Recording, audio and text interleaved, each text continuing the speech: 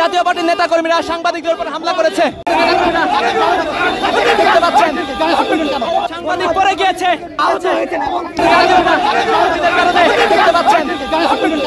দর্শক, গণমাধ্যম কর্মীদের গায়ে হাত দেওয়ার কারণে আবারও উত্তেজনা ছড়িয়ে পড়েছে জাতীয় পার্টির অফিসের সামনে।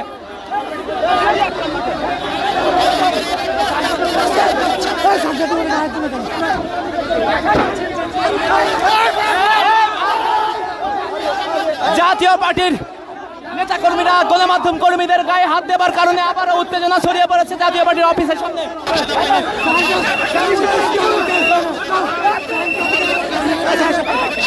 সাংবাদিকদের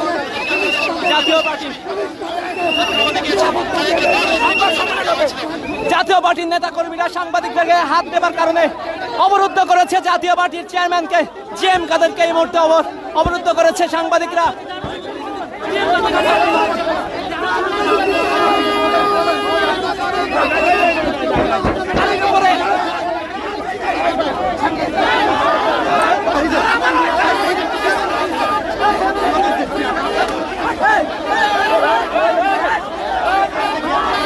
দর্শক, আপনাদেরকে সরাসরি দেখানোর চেষ্টা করছি।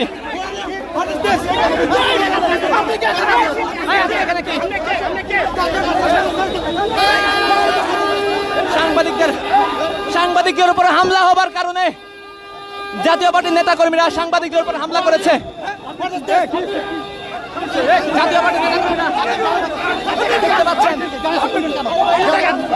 জিএম কাদেরের গাড়ি অবরুদ্ধ করেছে সাংবাদিকেরা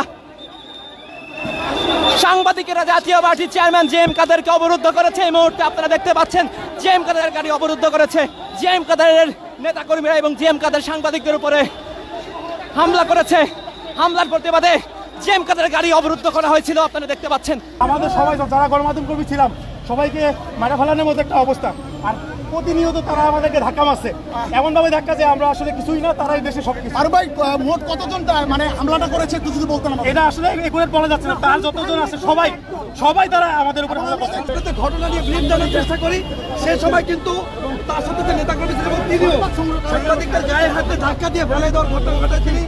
এবং আমরা যে বারবারই বলছিলাম যে ঘটনা থেকে তিনি ব্রিফ না দিলে সমস্যা হবে, কিন্তু সাংবাদিকদের গায়ে হাত তোলার মতো এই যে সাহস তিনি দেখিয়েছেন এবং তিনি গাড়ি থেকে বাধা দেওয়া যে ঘটনাটি ঘটিয়েছেন এটার একটা ব্যাখ্যা দিয়ে যান। সাংবাদিকদের গায়ের পথে গাড়ি চালিয়ে যাওয়ার চেষ্টা করছিলেন। সাংবাদিক পড়ে গিয়েছে।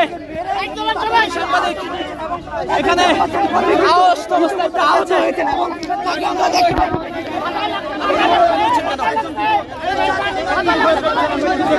সাংবাদিক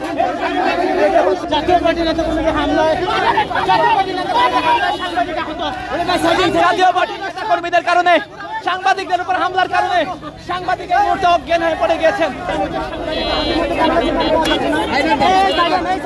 জাতীয় পার্টির নেতা কর্মীদের হামলার কারণে আমাদের সাংবাদিক সহকর্মী অসুস্থ হয়ে রাস্তার উপরে পড়ে যান এবং জাতীয় পার্টির জিএম কাদের সাংবাদিকদের উপর গাড়ি চালিয়ে দেওয়ার উপক্রম হয়েছিলেন।